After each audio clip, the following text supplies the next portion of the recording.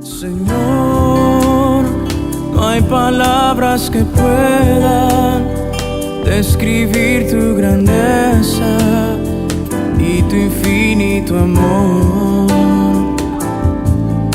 Jesús, sé mi luz y mi guía, y sé el aire que respiro. Muy buenos días, amados hermanos. Les doy la bienvenida a un día más de poder compartir este tiempo con Dios, la palabra del Señor. Hoy día jueves 18 ya de julio vamos a continuar con la meditación de Segunda de Reyes 12 del 9 al 21, que tiene por título Enaltecer descarriado de la fe. Y vamos a orar para que el Señor nos pueda dirigir en este tiempo. Padre, gracias. Gracias, Señor, por darnos tu palabra un día más. Gracias, Señor, por darnos la vida para poder estar contigo, meditar en tu palabra y conocerte. Señor, te pido que hables a nuestro corazón, Señor, que nos ayudes a poder profundizar en las Escrituras, Señor, a tener mayor temor de ti, un mayor asombro por ti, Señor.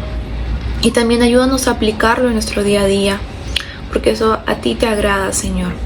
Gracias por este tiempo, por la vida de mis hermanos. En el nombre de Jesús. Amén. Vamos a leer del 9 al 16, porque es un pasaje un poco largo. Y la palabra del Señor dice: Pero el sumo sacerdote Joiada tomó un cofre e hizo en la tapa un agujero, lo puso junto al altar a la mano derecha conforme se entra en el templo de Jehová. Y los sacerdotes que guardaban la puerta ponían allí todo el dinero que se traía a la casa de Jehová. Cuando veían que había mucho dinero en el cofre, venía el secretario del rey y el sumo sacerdote, contaban el dinero que hallaban en el templo de Jehová y lo guardaban. Entregaban el dinero suficiente a los que hacían la obra y a los que tenían a su cargo la casa de Jehová. Ellos lo gastaban en pagar a carpinteros y maestros que reparaban la casa de Jehová, y a los albañiles y canteros, sin comprar la madera y la piedra de cantería para reparar las grietas de la casa de Jehová, y en todo lo que se gastaba en la casa para repararla. Pero de aquel dinero que se traía a la casa de Jehová no se hacían tazas de plata, ni despabiladeras, ni jofainas, ni trompetas, ni ningún otro utensilio de oro ni de plata para el templo de Jehová, pues lo daban a los que hacían la obra, y con él reparaban la casa de Jehová.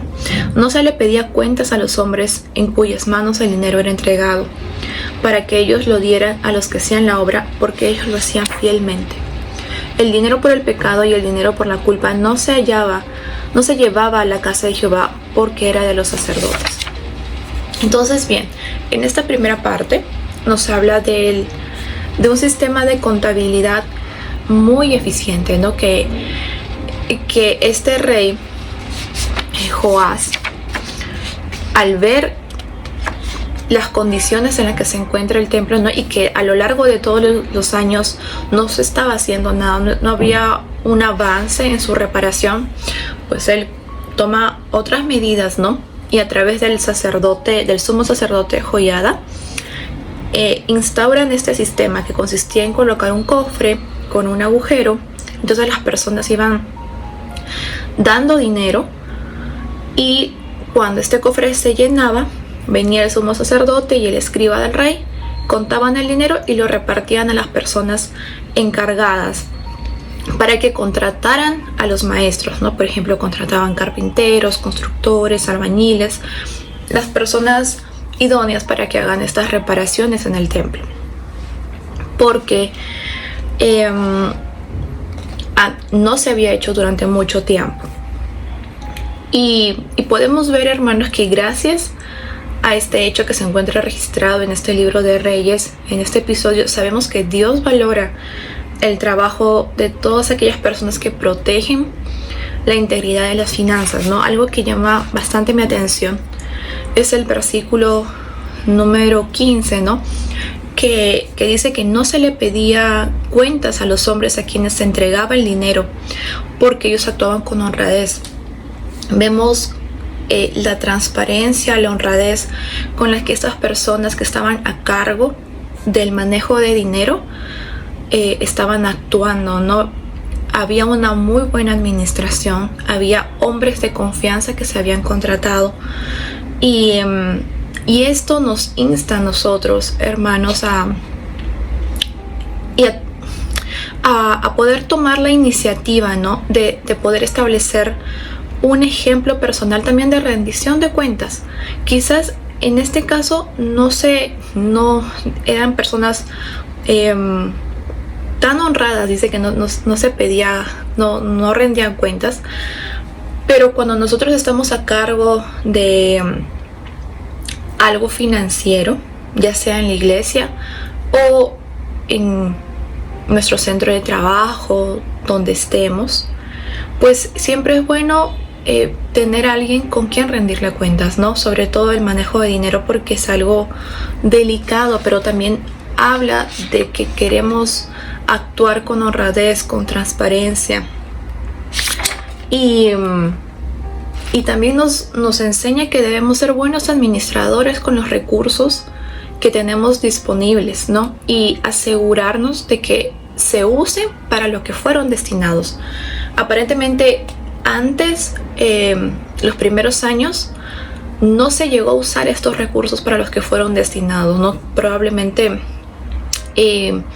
estos sacerdotes pues se cogían el dinero y no llegaban a contratar a las personas para hacer las reparaciones, pero nosotros debemos asegurarnos de que todo lo que podamos, todo se utilice para los propósitos que fueron destinados, no solamente cuando estemos en la iglesia, sino en nuestra vida cotidiana, ¿no? Yo creo que el Señor, sabemos que el Señor es un Dios de orden, y esto es parte de ese orden que Él ha establecido, y de ser responsables con lo que Él nos ha entregado, nos ha encomendado. También habla mucho de cómo nosotros podemos manejar nuestras finanzas, no teniendo quizás un presupuesto, planificando nuestros gastos, planificando nuestros ahorros, porque al final todo eso el Señor nos ha dado. Eso lo sabemos muy bien, pero la forma en cómo nosotros lo administramos también dice mucho, ¿no? Quizás no tenemos a alguien a quien rendirle cuentas, pero está el Señor, y es a Él a quien obviamente siempre rendimos cuentas, ¿no? Y tenemos que ser diligentes en esa área. Quizás no estamos en una posición de que estamos administrando fuertes cantidades de dinero, no específicamente en este caso como era para la iglesia, para el templo, pero sí donde el Señor nos ha puesto en nuestro centro de trabajo, en nuestra familia, en nuestra casa. Ser muy diligentes y temerosos, ¿no? Sobre todo pedirle al Señor que nos ayude a actuar con transparencia, porque quizás no tenemos como decía, ¿no? Alguien a quien rendirle cuentas, pero el Señor sí, Él siempre nos está viendo. Vamos a continuar con los versículos del 17 al 21. Por ese entonces subió Hazael, rey de Siria, peleó contra Gat y la tomó. Luego Hazael se propuso subir contra Jerusalén, por lo que Joás, rey de Judá, tomó todas las ofrendas que habían dedicado sus antepasados Josafat, Joram y Ocosías, reyes de Judá, y las que él mismo había dedicado, y todo el oro que se halló en los tesoros de la casa de Jehová y en la casa del rey, y lo envió a Hazael, el rey de Siria, el cual se retiró de Jerusalén. Los demás hechos de Joás y todo lo que hizo, ¿no está escrito en el libro de las crónicas de los reyes de Judá? Sus siervos se levantaron, tramaron una conjura y mataron a Joás en la casa de Milo, cuando descendía a Sila. Así pues sus siervos, Josacar, hijo de Simeat, y Josabat, hijo de Somer, lo hirieron y murió. Lo sepultaron con sus padres en la ciudad de David. En su lugar reinó Amasías, su hijo. Vemos acá en esta parte de la historia la decadencia de Joás, ¿no? De este rey que nos dice que hizo lo recto ante los ojos del Señor, Pero una vez que el sumo sacerdote Joiada muere, pues él empieza ya a hacer lo que él quiere, ¿no? Y una de esas malas decisiones que él empieza también a tomar es esto, que él, al verse acorralado por el rey de Siria, olvidó todo lo que había aprendido del Señor y lo que el Señor había hecho. ¿Y qué es lo que hizo? Sobornó prácticamente al rey de Siria, dándole los tesoros y el dinero del templo y no todo lo que sus antepasados habían acumulado durante todos esos años.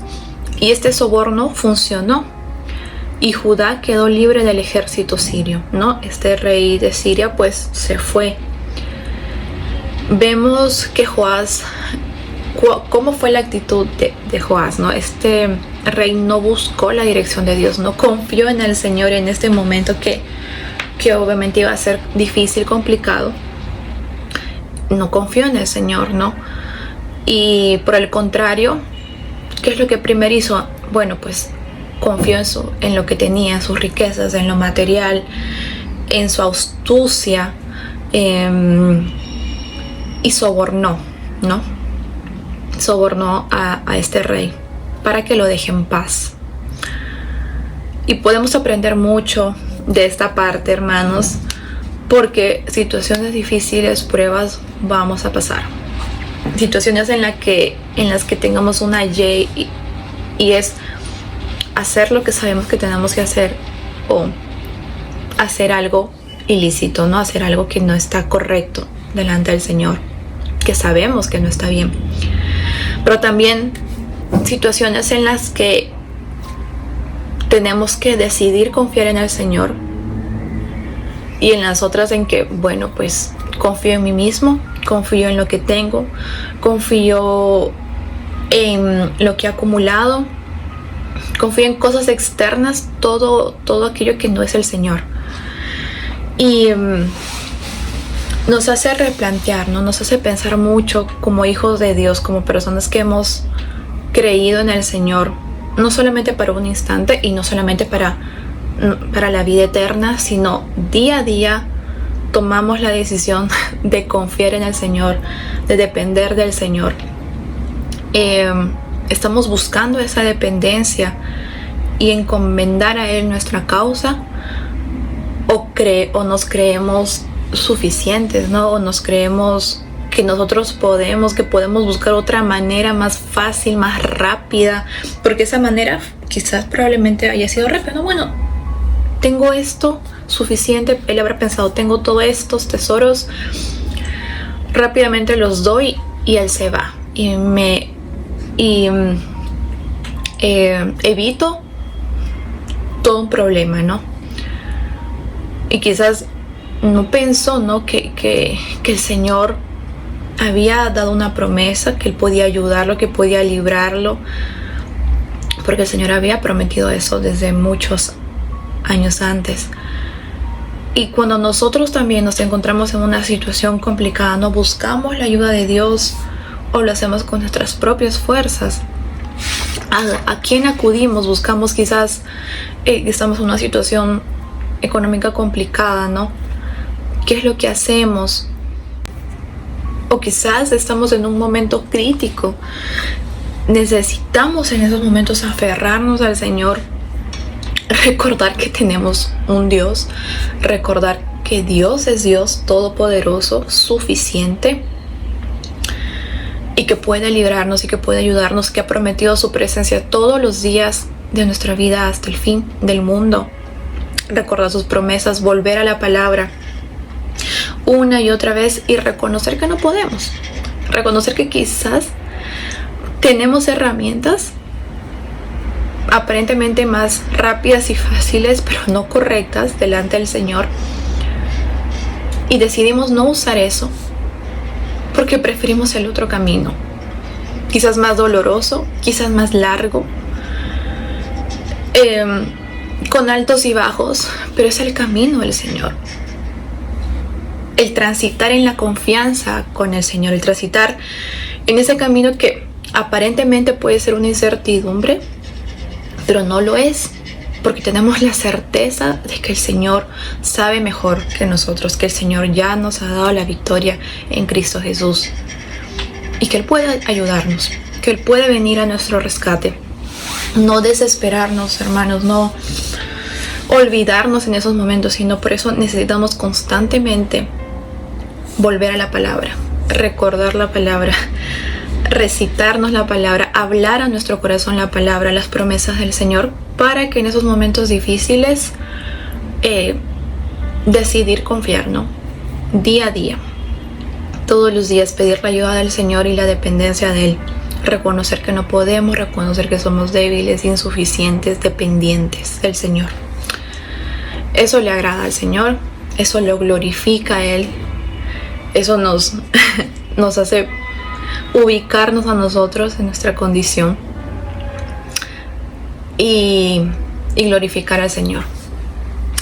Vamos a orar para agradecerle al Señor por su palabra y por lo que Él nos ha permitido en este día comprender. Gracias, Padre. Gracias, Señor, por esta palabra con la cual nos has bendecido, Señor. Ayúdanos, Padre, a ser honestos, a ser transparentes, a ser fieles, Señor, a ser sabios y diligentes, Padre, con lo que tú has puesto en nuestras manos, con los recursos que tú nos has dado, con las finanzas que tú has provisto, Señor.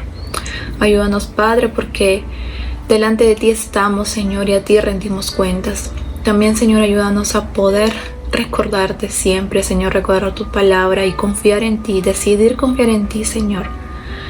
Es lo mejor que podemos hacer. Gracias, Padre, por este tiempo, por la vida de mis hermanos. En el nombre de Cristo Jesús. Amén. Dios los bendiga, hermanos.